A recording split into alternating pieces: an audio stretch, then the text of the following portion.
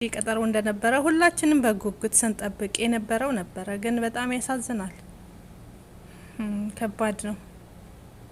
እንግዲህ ነገም በተስፋ እንጠብቃለን። ጀብና አርጎ ገሏታል። ይሄንን ሁላ ካደረገ ገሏታል። ይሄ ነው ያለው። ቤት ውስጥ ደግሞ ቤቱ ፎቶ ተነስተዋል። በኪችን በኩል ጉድ ተተኩሶባት የተመሳሳው ቤት ነው። አባትዮ እንዴት እንደሚያነቡ ሲያወሩ ልጄ ፕሊስ ለልጄ ድምጹልልኝ፣ ሁለተኛ ሞት ኩኮ እኔ እንቅልፍ አጣሁ፣ ሌሊቱን ሙሉ ሳለቅስ ነው ማድረው። አይደለም እሳቸውን ለመረዳት እኔ ራሴ እንቅልፍ የለኝም። በጣም ነው ማስበላችሁ ይሄንን ነገር ደፋሪ። እሷስ እንዲህ ብላ እንዴ እሷ ጻፈች ተብሎ እዛ የተጻፈ ቢኖርስ? ተው እስኪ። በጣም ነው የሚያሳዝን ብቻ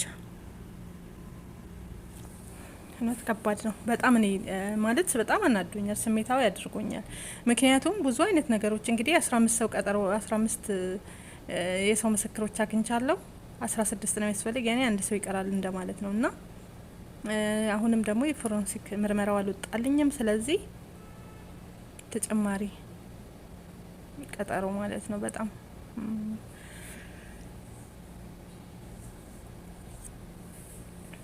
ከባድ ነው። የምሬን ነው ምላችሁ። በጣም ነው የሚያናድደው።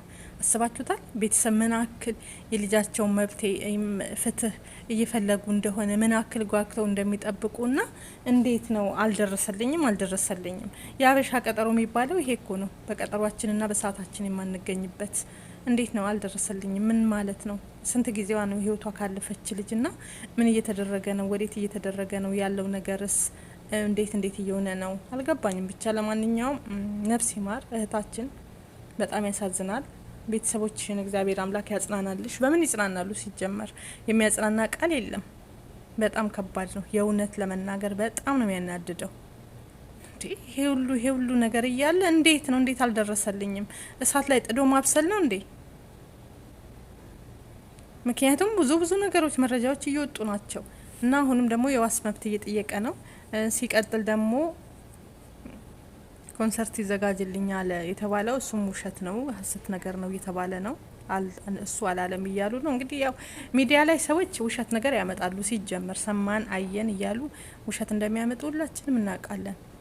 ይሁን እንጂ ግን ፍትህ ለቀነኒ እንፈልጋለን ማለት ነው። ለማንኛውም ያማል፣ የምር ያማል። ከባድ ነው። እግዚአብሔር ያጽናውት አባቴ። በምን ቃል ይጽናናሉ? ወይኔ አባት። በጣም አባትም ለልጄ ፍትህ ሲሉ ሰምተናል። ሁሉም ነገር ግን በቃ ምንም አይነት ነገር በአሁኑ ሰዓት ላይ ህግ የለም። በእናታችሁ እውነቴን ነው ምለው። በአሁኑ ሰዓት ላይ የሆነ ሀቅ አለ፣ እውነት ይወጣልናል፣ በፍርድ ቤት በምናምን አትበሉ። የለም በቃ ምንም አይነት ነገር፣ ሁሉ ነገር የውሸት ነው። ሁሉ ነገር የዛሬን ቀጠሮ ሁላችንም በጉጉት ስንጠብቅ የነበረው ነው አይደለም? ቤተሰብ ሁላችንም የምሬ ነው። እኔ 11 ጊዜ ነው ስልኬን ሳይ የነበርኩት ዛሬ ብቻ ማለት ነው። ከነጋ ጀምሮ እስኪ ዛሬ ያልኩኝ መረጃ እየወጣው ነበረ ማለት እስኪ ምን ተባለ ይሆን ምን ይሆን እስከ ማታ ጀምሮ ሳስበው ነበር ያደርኩት። የምር በጣም የሚጨንቅ ነው ማለት ቤተሰቦቿን አስባችሁታል? እኛን እንደዚህ ያሳዘነችንና እንደዚህ ያስጨነቀችን ምስኪን እናት አባቷ ምን ተስፋ እያደረጉ ናቸው? ምንስ ለነሱ እኮ ረፍት ነው በቃ። እሱም አይደለም ከተባለ ነጻ እሱም ይለቀቃል፣ እነሱም እፍ ብለው አርፈው ይቀመጣሉ እኮ። ይሄ ነገር እሱም ከሆነ አንድና አንዱን እንደዚህ በጣም ያማል። ለማንኛውም እንዳዘነጉ ፍትህ ለቀነኒ። የኛ ኢትዮጵያ ነገር ለአንድ ሳምንት ነው። ትዝታን ረሳናት። አስባችሁታል? እስካሁን አልተያዘም የትዝታ ቤተሰቦቿ ሚዲያ ላይ እየወጡ አይደለም። እነሱም ረሷት ይመስለኛል እኔ ማለት ነው። የትዝታ ቤተሰቦች ራሱ ወጥተው ለምንድን ነው ድምጽ ሁኑን የማይሉት ድጋሚ ማለት ነው? አሁንም ለምን ሚዲያ ላይ ልጃቸውን ለምን እህታቸውን ለምንድን ነው የማያስታውሱት እንዴ? ባለቤት ካልጮኸ ጎረቤት አይረዳም ተብሏል። እውነቴን እኮ ነው። እና የትዝታ ነገር ራሱ የውሃ ሽታ ሆኖ ነው የቀረ። ብዙዎች ስለ ትዝታ ምን አለ ምን ተባለ ብላችሁ ጽፋችሁልኛል ኮሜንት ላይ። ስለ ትዝታ እስካሁን ድረስ አልተያዘም። የውሸት መረጃ ነው ተያዘ እንደዚህ እየተባለ ይወራ። ሱዳን ላይ ምንም የለም እስካሁን። ብቻ ነፍሷን ባጸደ ገነት ያኑረውና አገራችን ፍትህ የለም። እንዳትቀደሙ እህቶቼ ማለት ነው። እኔ እሱን ነው መክራችሁ። በቃ እንዳትቀደሙ። ከተቀደማችሁ ምንም አይነት ፍትህ አገኛለሁ አትበሉ። ቤተሰብንም ሆነ እናንተም ሆነ ፍትህ አታገኙ መቼም ማለት ነው። በጣም ነው የሚያመው። እንግዲህ በዚህ ተቋጭቷል ማለት ነው። ነገ ደግሞ ያለውን ነገር ተከታትለን እስኪ እናመጣላችኋለን። ነገ ደግሞ ምን አዲስ ነገር እንደሚመጣ ማለት ነው። በጣም ከባድ ነው፣ ያሳዝናል። ድረስ ፖሊስም የምርመራ ውጤቱን ይፋ እስካላደረገ ድረስ ሁሉ ነገር ለምን እርሱ ላይ ይደፈደፋል የሚሉ ሀሳቦችም ብዙ ናቸው። እንዲያም ሆኖ ፖሊስ ከምርመራ ውጤቱ ምን አግኝቶ ይሆን? እንዴት ያለ የምርመራ ውጤት ያሰማን ይሆን? ፍርድ ቤት ውስጥ ምን ይወስን ይሆን የሚለው ነገር የሁሉ ሰው ጥያቄ ሆኗል። ከዚህ ቀደም ባልተለመደ መልኩ በቀነኒ ጉዳይ ላይ ሰዎች የቀነኒን የፍርድ ቤት ጉዳይ በተመለከተ ከቀጠሮ ፊት በየማህበራዊ ሚዲያዎቻቸው ላይ ከችሎት ቀጠሮ ማለትም ከዛሬ መጋቢት 29 ቀን በፊት ባሉት ቀናት ውስጥ የችሎት ቀጠሮ 3 ቀን ቀረው፣ 2 ቀን ቀረው፣ 1 ቀን ቀረው፣ ነገ ነው እያሉ የችሎት ወሬውን ለመስማት ጉጉት ሲያሳዩ ታይተዋል። ሁሉ ሰው ቢችል ችሎት ላይ ተገኝቶ የሆነውን ቢሰማም ቢያደምጥም ይወዳልም ይፈቅዳልም። ነገር ግን ያ ሊሆን አልቻለም። እነሆ ዛሬም ታዲያ ቀኑ ደረሰና ችሎት የቀነኒ ጉዳይ ፍርድ ቤት ቀርቦ ነበር። ችሎቱ ዛሬ ምን አለም? በቀነኒ አዱኛ ሞት ላይ ዛሬ ቀጠሮ የነበረ ሲሆን በአራዳ ምድብ ችሎት ዛሬ በነበረው ችሎት የፖሊስ የምርመራ ውጤት ይጠበቅ የነበረ ሲሆን ፖሊስ የ15 ሰዎች መረጃን ማሰባሰቡን ገልጾ የፌዴራል ፖሊስ ፎረንሲክ የምርመራ ውጤቶች አሁንም አልደረሱኝም በማለት 14 ተጨማሪ ቀናትን ጠይቋል። የአንዷለም ጠበቃ በበኩሉ የቀነኒ ዲያሪ እሱ ጋር እንዳለ ጠቅሶ ቀነኒ ራሷን ለማጥፋት በተደጋጋሚ መድኃኒት ወስዳ እንደነበር ተጽፎ አግኝቻለሁ ሲል ለፍርድ ቤቱ አስታውቋል። ተጨማሪ የጊዜ ቀጠሮ መፈቀድ የለበትም፣ አንዷለም የዋስ መብቱ ሊጠበቅለት ይገባል ሲልም ጠበቃው ተከራክሯል። በተጨማሪም ከዚህ ጋር ተያይዞ ከዚህ ቀደም በሌሎች ማህበራዊ ሚዲያዎች እንደተሰራጨው ከእስር ወጥቶ የሙዚቃ ስራውን ለፋሲካ ያቀርብ የሚለው የዩቲዩብ ዘገባ የተሳሳተ ነው፣ ሊታረም ይገባል ሲልም ጠቅሷል። ፍርድ ቤቱ የሁለቱን ክርክር ከሰማ በኋላ የክርክሩን ውሳኔ ለመስጠት ለነገ ማክሰኞ ጠዋት ቀጠሮ ሰጥቷል።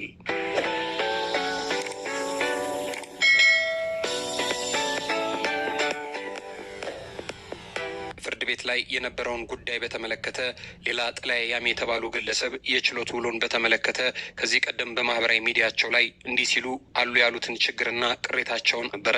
የችሎቱ ሂደት ግልጽ መሆን አለበት፣ ለቤተሰብ ለሚዲያና ለሕዝቡ ክፍት መሆን አለበት። በስሚ ስሚ ከመስማት የፍርድ ሂደቱን በቀጥታ መከታተል ፍትህ እንዳይዛባ ሚና ይኖረዋል።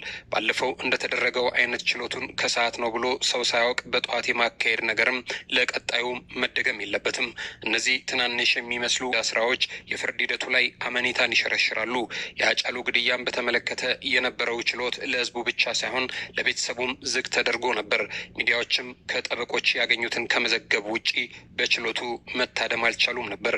ጉዳዩ እንዲሁም ተድበስብሶ ታልፏል።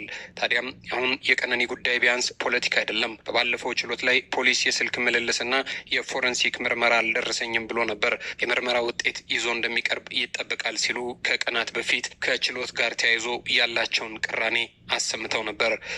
እኔ አዱኛ ዋቆ የቀነኒ አዱኛ አባት የልጄን ደም እንድታወጡልኝ የኢትዮጵያን ሕዝብ በሀገር ውስጥም በውጭም ያላችሁትን እየጠየቅኩኝ እስካሁን ከጎኔ ለቆማችሁ ሁሉ ከፍ ያለ ምስጋናን እያቀረብኩ አንዳንዶች በሁለቱም ሳይድ በሶሻል ሚዲያ ላይ የማይሆን ቅስቀሳና የልጄን ደም ለመደበቅ የሚሯሯጡትን ከኔ ላይ እንድትቆሙ በእግዚአብሔር ዘንድ ጠይቃቸዋለሁ። የቀነኒን ጉዳይ በጉጉት ከሚጠብቁ ሰዎች መካከል ሱአድ አህመድ የተባለች ግለሰብ ከ3 ቀናት በፊት እንዲህ ስትል ነበር ስሜቷን የገለጸችው።